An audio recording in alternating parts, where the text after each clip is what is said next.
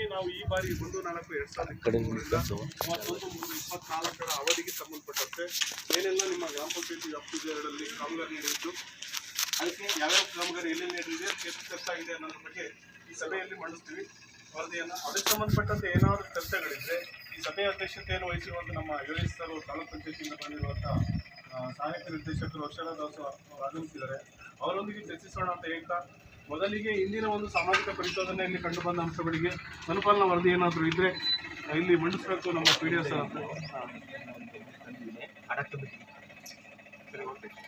ಹಾಗೆ ನಮ್ಮ ಅವಧಿಗೆ ಸಂಬಂಧಪಟ್ಟಂತೆ ಏನಿದೆ ಅದನ್ನು ನಮ್ಮ VRPs ಆದಂಥ ನಮ್ಮ ಮಾಲಿಂಗಪ್ಪನವರು ಈ ಸಭೆಯಲ್ಲಿ ವರದಿಯನ್ನು ಮಂಡಿಸಬೇಕಂತ ನಾನು ಕೇಳ್ತೀನಿ.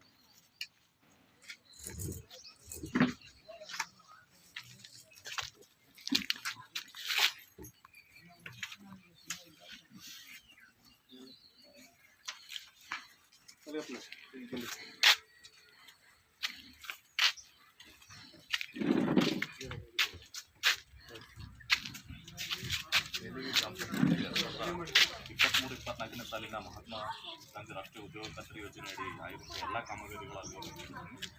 ನೇಲಿಗಿ ಗ್ರಾಮ ಪಂಚಾಯತ್ ವ್ಯಾಪ್ತಿಯ ಕಾಮಿನಹಳ್ಳಿ ಗ್ರಾಮದಲ್ಲಿ ಘನತ್ಯಾಜ್ಯ ಸಂಗ್ರಹಣಾ ಘಟಕ ನಿರ್ಮಾಣಕ್ಕೆ 6,320 ರೂಪಾಯಿ ಕೂಲಿ ಮೊತ್ತ ಪಾವತಿಯಾಗಿದೆ. ಕಾಮಿನಹಳ್ಳಿ ಗ್ರಾಮದ ಸರ್ವೆ ನಂಬರ್ 44ರಲ್ಲಿ ಸರ್ಕಾರಿ ಗೋಮಾಳದಲ್ಲಿ ಅರಣ್ಯ ನಿರ್ಮಾಣಕ್ಕೆ 1,896 ಮೊತ್ತ ಪಾವತಿಯಾಗಿದೆ. ನೇರ್ಲಿ ಗ್ರಾಮದ ಬ್ಯಾರ್ನೇರ್ಲಿಗೆ ಗ್ರಾಮದಲ್ಲಿ ಸಂಖ್ಯೆಹಳ್ಳಿ ರಸ್ತೆಯಿಂದ ಸಮುದಾಯ ತಾಣದವರೆಗೆ 2 ಕಡೆ ಸಿಸಿ ಚರಂಡಿ ಮತ್ತು ಚರಂಡಿ ನಿರ್ಮಾಣ. ಇದಕ್ಕೆ